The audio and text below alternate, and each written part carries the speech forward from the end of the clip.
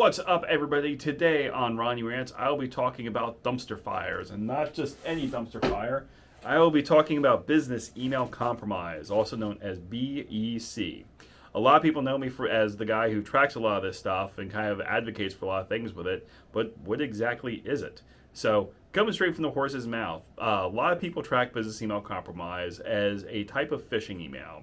Traditionally, it's usually defined as something that's called known as business email spoofing, where someone pretends to be the CEO of a company and they'll send an email to someone within the organization in order to try and get them to do a wire transfer.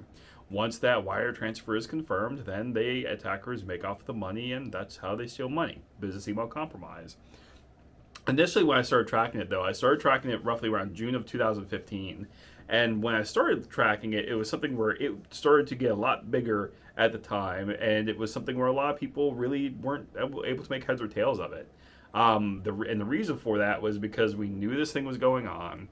We didn't know where the accounts were coming from. We didn't know any of the other information about it. So we all kind of started to go all hands on deck in order to try and understand how it works. So when it goes to tracking business email compromise as a whole, again, most people track it as just that phishing email, but it quickly balloons out from there. The way I like to draw the line is I kind of think of business email compromise as an umbrella, if you will. Because as we started tracking it, as we started understanding different things with business email compromise, it started to balloon out to other types of crime too, such as business email spoofing, check fraud, romance victims were involved with it. And it was something where, with all of those overlapping things, when we started looking at business email compromise, we had to kind of expand our view on it. And again, very much why I call it a dumpster fire. So the people who are behind a lot of the business email compromise scams are usually Yahoo boys. Roots of business email compromise started from what most people would consider 419 scams or 419 fraud. If you've ever heard of any of the Nigerian prince scams, that's exactly what it is. It's just a progression where the Nigerian princes decided to quit targeting your regular end users and started targeting companies and businesses. They figure out that, hey, we can go make more money doing that.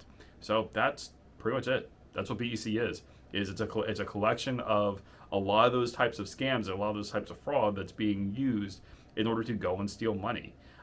It's something where when we actually look at the losses and start tracking the stuff back, it's an absolute mess right now. When you go and track business email compromise as a whole, I like to refer to IC3's numbers because they're part of the FBI and they track a lot of this stuff. But when it comes to the numbers coming out of IC3, we're looking at around $36 billion that's been stolen just to business email compromise alone.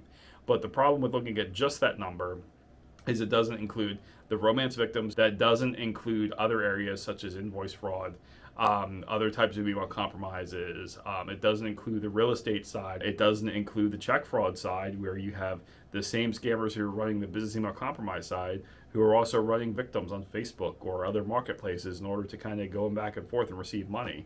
And again, as you kind of go and expand out of that and everything, it's something where there's a lot more that ends up coming out with that. And it's something where because of all those other things are related and because we know they're the same people doing the same things, it's something where it quickly balloons out from there. And that's kind of why I refer to it as the BEC umbrella, if you will. In addition to that, some of the actors also went after unemployment funds. They also went after small business applications, PPP loans, and we've easily lost over $400 billion on just the unemployment fraud side alone. With the amount of money that's being stolen, there's a lot that's going out. But it's something where that's one of the reasons that I try and fight so much for it, is because it's a lot of money that's going out and no one's really looking at it, or not enough people are looking at it. So that's my rant. That's what business email compromise is, and that's why I keep using the hashtag BEC. Gonna keep doing it till the day I die. Have fun, stay safe, and as always, be awesome to each other. Cheers, y'all.